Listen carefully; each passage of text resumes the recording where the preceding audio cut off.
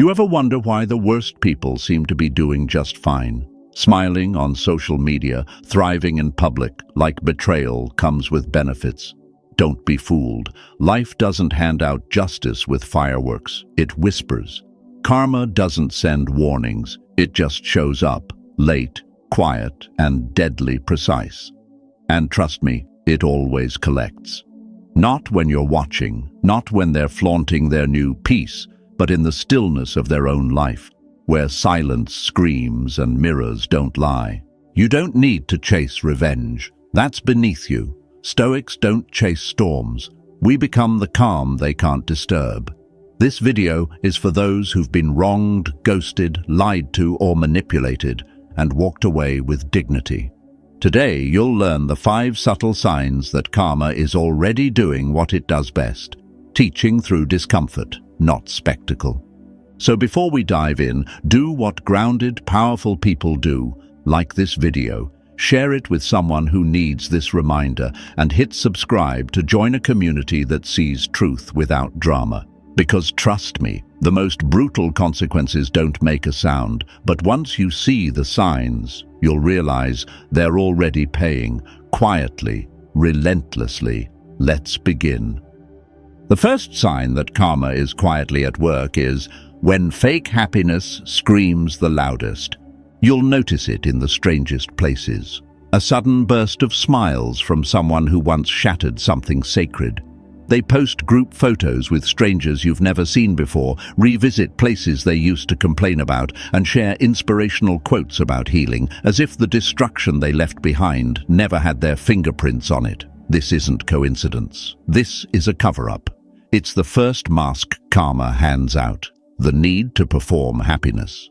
Because when someone has wronged you, deeply, quietly, and without remorse, the first consequence is this strange obsession with appearing untouched. It happens more often than people admit. You give your best to someone. You overlook their flaws. You defend them in rooms they weren't even strong enough to enter. And then one day they disappear. No closure, just distance. They don't look back. And the silence. It cuts deeper than any fight could. Then suddenly, they're thriving, not genuinely, not quietly, loudly, frantically. You'll see it in the way they overpost, how they flood their feed with smiles stretched just a bit too tight, with captions begging the world to believe they've evolved.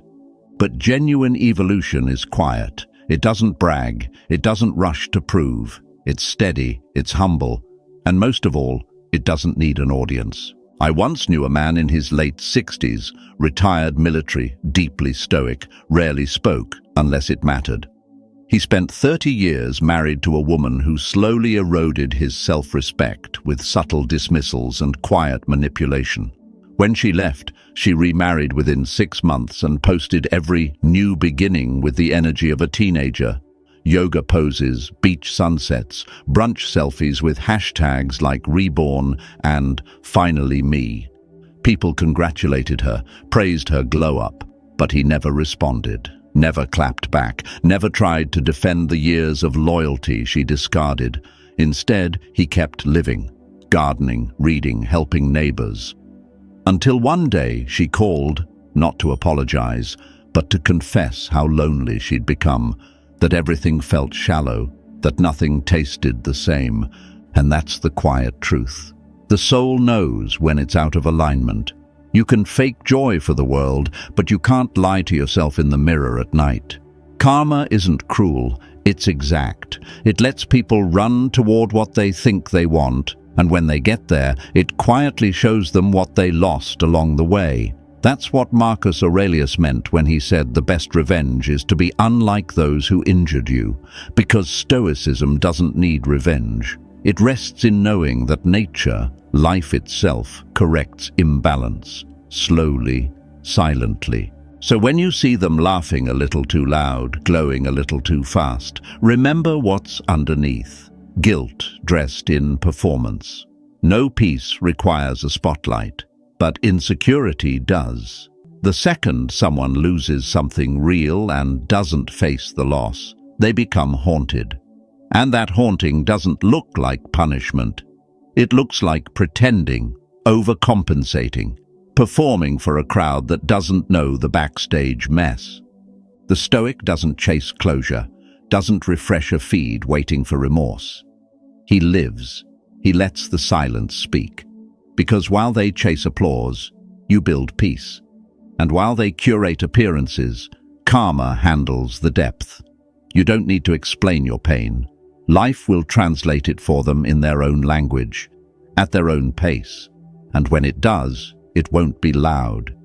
It'll be the echo they hear every time they laugh alone and remember the one person who never wanted to see them broken and broke anyway. That's not your burden anymore. That's the sound of karma doing exactly what it was designed to do. The second sign that someone is silently receiving their karma is when life quietly takes back what was never respected. Here's a brutal fact. Life doesn't always take revenge with fire. Sometimes it erodes, slowly, silently. And by the time the person notices, it's too late to stop the collapse. Karma rarely arrives with drama. Instead, it starts with subtraction, quietly pulling away the things once taken for granted. At first, it feels like coincidence. A friend grows distant. A door closes without warning. An opportunity fades without a sound. They chalk it up to timing, to luck, to stress. But the pattern persists, because what they don't realize is this. Karma doesn't always punish by striking. Sometimes it punishes by revealing. It reveals how their behavior, their choices, their carelessness has set in motion a life where loyalty disappears, where emotional depth dries up, where nothing tastes as rich as it once did. This is what happens when someone treats real connection as disposable. They begin to lose the very things they thought were permanent. Not because the world is cruel, but because they betrayed what was meant to be honored.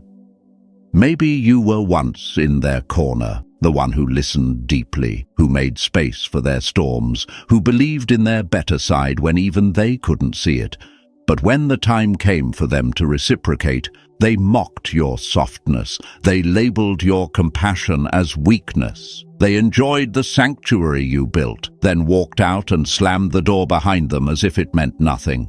They called you too sensitive, too invested, too intense. But what they called flaws were actually virtues they didn't have the strength to match. And when they lost you, really lost you, it didn't look like pain at first. It looked like freedom. They moved on quickly, or so it seemed. They filled their calendar, posted their distractions, surrounded themselves with louder people, lighter conversations, easier love. But karma doesn't move at the speed of noise. It moves at the speed of silence. Over time, they notice something strange. Nothing hits the same. They win, but it feels hollow. They laugh, but it fades too quickly. People start treating them the way they once treated others, with disinterest, dismissal, and detachment. The same patterns they inflicted now return to them like a mirror held up by the universe itself. And that's where karma does its most precise work. It doesn't just strip away people. It strips away the identity someone had when they were still connected to something meaningful. It shows them what they chose to lose, not just in the form of another person, but in the version of themselves they were allowed to be while in your presence. Because when someone walks away from what nourished them, they don't just lose you. They lose the part of themselves that felt grounded, supported, seen. What replaces it is a quieter, heavier existence, full of conversations that skim the surface, full of relationships that feel performative, full of successes that don't land. Seneca once wrote that every guilty person is his own hangman. That's karma's quiet justice, not retribution, but realization, the slow unveiling of truth. And when the weight of that truth settles, when they finally understand what they let go of, it's not something they can fix with a text, a post, or a rebound. It stays, it lingers, it carves regret into their silence. So don't look back. Don't wait for apologies or clarity. If someone couldn't value what you gave when it was real, let life show them what it's like to live without it, because karma isn't chaos, it's correction. And the universe always restores balance in the most poetic way possible, by letting people sit with the absence of what they didn't know was irreplaceable until it was gone. The third sign someone is silently receiving their karma is when you live in their silence. There's a unique kind of karma that doesn't ruin someone's life, it just quietly invades their mind. It doesn't show up as loss or sickness or public shame. It shows up as the unshakable presence of the person they wronged. And that's when you know someone is silently receiving their karma, when they can't stop thinking about you, even if they'll never admit it. You won't hear your name leave their lips. They won't mention you in conversations. But suddenly their world is full of shadows, and you are the shape behind everyone. It's in the vague posts they share, those half-poetic lines about loss, fake people, or healing. It's in the subtle complaints, the bitterness disguised as wisdom, the quotes that feel too personal to be random. And while most people around them are too distracted to notice, you will, because you once knew their heart.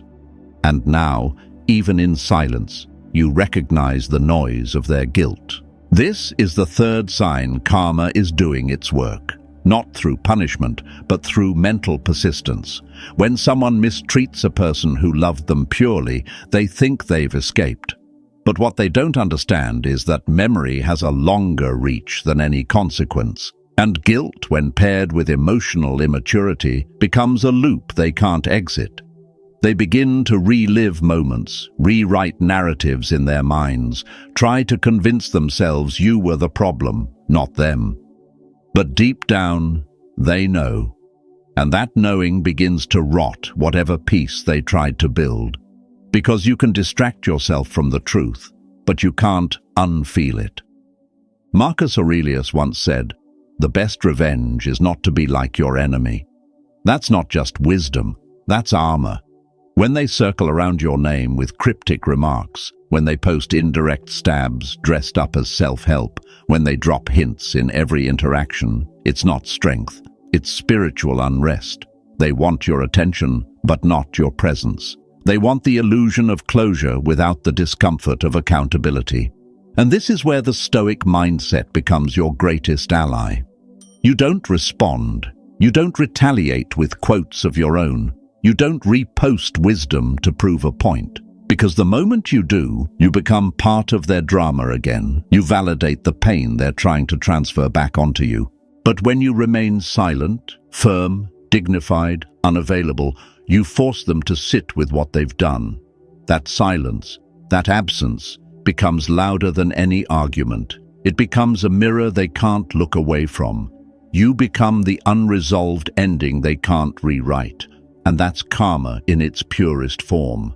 Because when someone loses a person of depth, they don't just lose love, they lose their compass. They lose access to the version of themselves that existed when you still believed in them.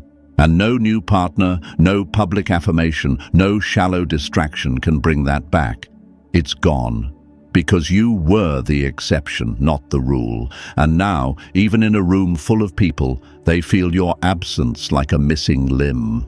This is why Stoicism teaches restraint, why silence is sacred, because energy is currency, and you don't waste it on people who only understand value once it's gone.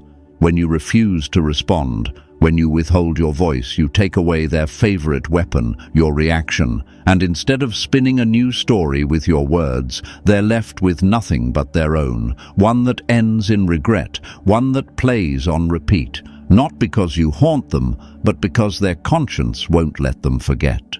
You want to reclaim your power? Don't correct the narrative. Don't demand acknowledgement. Let the quiet speak. Because true peace doesn't need an audience. And karma, when it finally finds its voice, often whispers through insomnia, through overthinking, through the unbearable weight of knowing you broke something you'll never get back. The fourth sign that someone is silently receiving their karma is when guilt becomes paranoia. There's a shift that happens in a person when they've done harm they can't undo. It doesn't come with sirens or spectacle. It shows up quietly, inwardly. One day, the person who once laughed with ease, who trusted freely, who welcomed others in without hesitation, begins to retreat, not from the world, but from themselves. They call it boundaries. They say it's maturity. They dress it in phrases like, "I'm just more private now," or "I've learned not to trust so easily." But what they're really saying is, "I can't see innocence in others anymore because I lost it in myself." This is the fourth sign karma is already at work, when someone starts suspecting everyone around them, not because people have changed, but because they have. When you've betrayed someone who genuinely loved you, someone who showed up without games, without manipulation, without strategy, it does something to your mirror. You don't just start doubting others. You begin doubting your own worth, your judgment, your instincts. And that's karma in its most intimate form. It doesn't explode your world. It eats away at your trust in it. You become the architect of your own isolation, brick by brick, thought by thought. It starts small. They pull back from conversations. They flinch at sincerity. Compliments make them uneasy. Acts of kindness feel suspicious. Even love feels threatening, because love reminds them of what they misused, what they damaged, what they no longer feel worthy of. This isn't stoic detachment. This isn't healthy solitude. It's fear in disguise. A subconscious confession, "I hurt someone good, so maybe I'm not good." That's a whisper no one else hears, but they do. And it follows them into every interaction, every new relationship, every quiet night alone. Seneca understood this psychological collapse when he wrote, "He who does wrong rarely trusts anyone else because he knows what he is capable of." That's the seed karma plants. It grows into self-suspicion, and no matter how many friends you have, or how many followers, or how loud you try to laugh, if you don't trust yourself, you never truly feel safe. They start seeing threats where there are none, reading betrayal in honest words, expecting disappointment in the middle of joy, not because the world has turned on them, but because they know what they've done to it. A Stoic sees this but does not interfere. You don't go back to reassure them. You don't come running to prove not everyone is the same. That was never your role. You gave your sincerity. You offered your loyalty. They responded with avoidance, with selfishness, or with silence.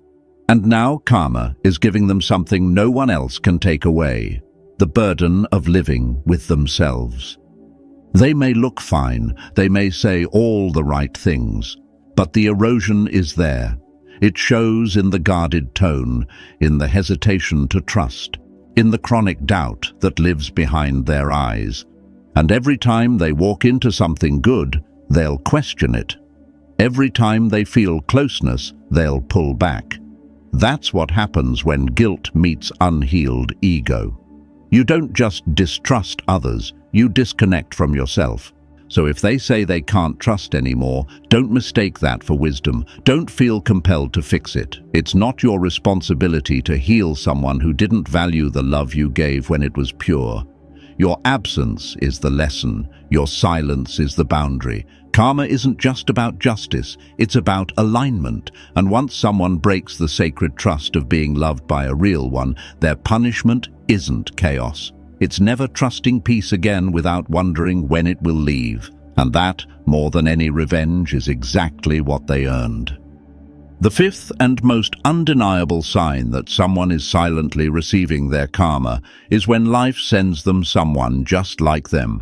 Not just a bad match, a mirror, a human reflection of every behavior they once used to fracture someone else's heart.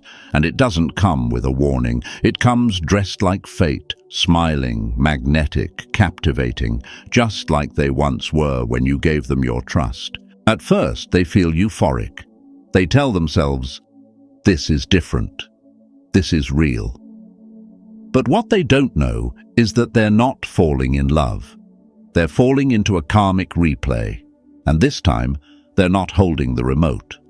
I knew a man once, let's call him Ethan, who played emotional games like it was a sport. He never cheated, but he made sure you felt small. He gave compliments only when you begged for them, left texts hanging for days, and weaponized silence like a scalpel. He dated kind-hearted women, real ones, the kind who would have fought for him, built with him, stood by him through storms. But Ethan was addicted to the chase. The moment someone got close, he turned cold. Years later, Ethan met someone who knocked him off his axis.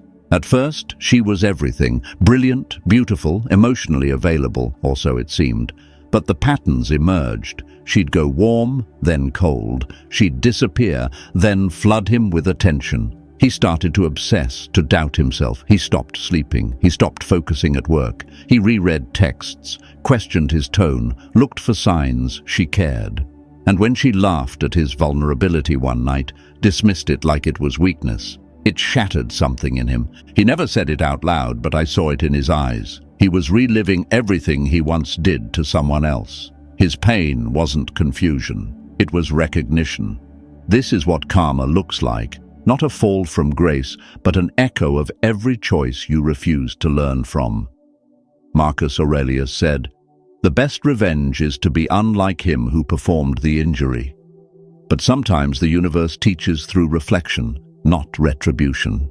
It doesn't need to punish with fire. It educates with mirrors. Karma doesn't scream. It just shows you a version of yourself in someone you can't control. And when you finally realize the hurt you caused is the hurt you now feel, it's not loud. It's internal, crushing, precise. That's not vengeance, that's revelation. And once it sets in, there's no one left to gaslight, no one to blame, because you can't lie to a mirror. So let them meet their match. Let them spiral in the same confusion they created. You don't need to watch it. You don't need to clap back or prove your side. That's not your role anymore. Your job is to rise, to exit the arena, to become so still, so dignified, so grounded that your peace becomes their greatest teacher. This is the Stoic path. We don't seek revenge. We seek alignment. We let the weight of their own actions teach the lesson. And in that space, your silence, your discipline, your refusal to descend, you're no longer part of the cycle. You're above it. Let karma handle the rest. It always does. So if you're still wondering whether they got away with it, stop. Let them smile. Let them post. Let them pretend they've evolved. But know this: truth doesn't vanish just because it's ignored. And karma, it doesn't miss. It just moves quietly. While they perform peace for the world, they're wrestling with a version of themselves they can't escape. You don't need to chase closure. You don't need to win the narrative. You just need to keep growing so far beyond their reach that your silence becomes louder than their denial. Because people who lie to the world sleep soundly. But people who lie to themselves, they wake up to the noise of their own regret. If this hit you somewhere real, drop the line that pierced the most in the comments. Someone out there needs to know they're not going through this alone. And if you're walking that path of Stoic strength, subscribe to Think Stoic 101. We don't play victim. We build leaders. We build clarity, calm, and quiet power.